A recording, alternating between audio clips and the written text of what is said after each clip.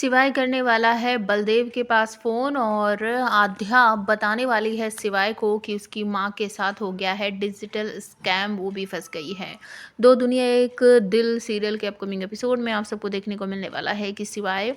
आध्या को बुलाएगा मिलने के लिए और उस जगह पर आध्या पहुंच भी जाएगी और वो उससे अपने दिल की बात बताएगा कि हमें ऐसा लगता है जिस दिन से आप हमारी ज़िंदगी में आई हो हमारी ज़िंदगी आसान हो गई। हमें ऐसा लगता है कि कोई भी काम इम्पॉसिबल नहीं है, हम सारे काम कर सकते हैं और हम आपसे प्यार करते हैं। वो इस तरीके से बोलता है, लेकिन आध्या जो है वो शुरुआत में तो सारी चीज़ें ध्यान से सुन रही होती है, लेकिन अचानक से बीच में उसके पापा का फ़ोन आ जाता है और पापा के फ़ोन को देखकर वो बहुत घबरा जाती है, बेचैन हो जाती है।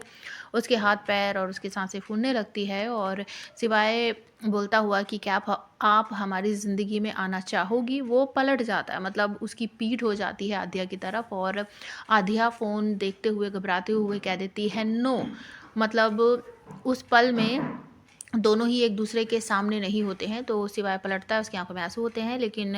वो कहता है कि कोई बात नहीं, मुझे ऐसा लग रहा है कि आध्या ने वो बात सुनी ही नहीं जो सिवाय ने उससे कही है, क्योंकि वो फ़ोन देखकर घबरा गई थी।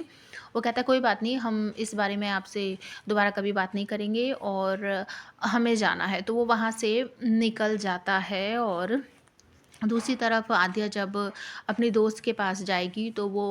उसे बहुत सारी बातें बताएगी, लेकिन रूही की कुछ ऊट-पटांग सी बातें बोलेगी कि वो तो बिल्कुल गरीब इंसान है, उसने सोचा कि इतनी बड़ी घर की लड़की है, इसको फँसा लेता हूँ और जितने भी खर्चे हैं परिवार वगैरह के वो सब इससे करो, मतलब तेरी तो एक लिपस्टिक ही इतनी महँगी है कि पूरे परिवार का खर्चा निकल सकता है सिवाय का, वो बहुत चालू है, बहुत तेज़ है। इस तरीके से बहुत सारी बातें बोलती है और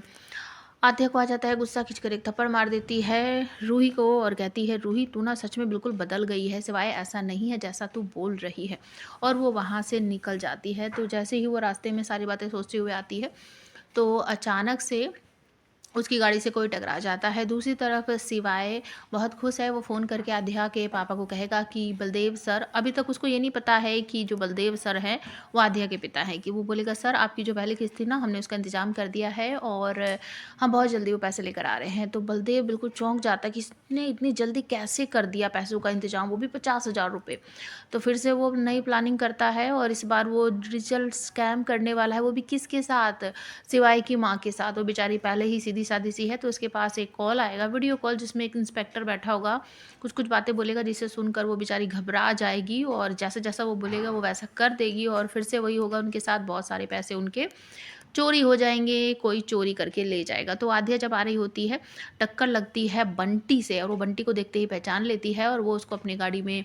बैठाएगी, कहेगी कि हम इसको हॉस्पिटल लेकर चलते हैं, लेकिन उसको बंद करके और शिवाय के पास फ़ोन करेगी। बोलेगी शिवाय हमने उस बंटी को देखा है जिसको तुम हॉस्पिटल में मिलने गए थे और वो बहुत बेचैन-सा हो रहा है, हमने उसको गाड़ी में बंद कर दिया, तुम जल्दी से आ जाओ। तो शिवाय भागता हुआ वहाँ पर जाएगा और वो जब तक गाड़ी का जो शीशा होता है उसे तोड़कर भागने की कोशिश करेगा और आध्या को मारने की कोशिश करेगा। बीच में आ जाएगा शिवाय, थोड़ी-सी चोट भी लग जाएगी शिवाय को, लेकिन वो फिर बंटी को पकड़ेगा, बहुत मारा-पीटी भी हो जाएगी। और उसके बाद जब शिवाय के पास कॉल आएगा कि उसकी माँ की तबीयत ख़राब है, तो सभी लोग भागे-भागे हॉस्पिटल जाएँगे। तो वहाँ जाकर आध्या को पता चलेगा कि आंटी के साथ भी डिजिटल स्कैम हो गया है और ये बात जब वो शिवाय को बताएगी कि इस तरीके से हो गया है आंटी के साथ, तो शिवाय के पैरों के तले से ज़मीन सरक जाएगी और वो सोचेगा कि ये बार-बार हमारे ही साथ क्यों होता है? हम इतनी मेहनत से पैसे जोड़ते हैं और कोई चोर आकर वो सारे पैसे चुरा ले जाता है।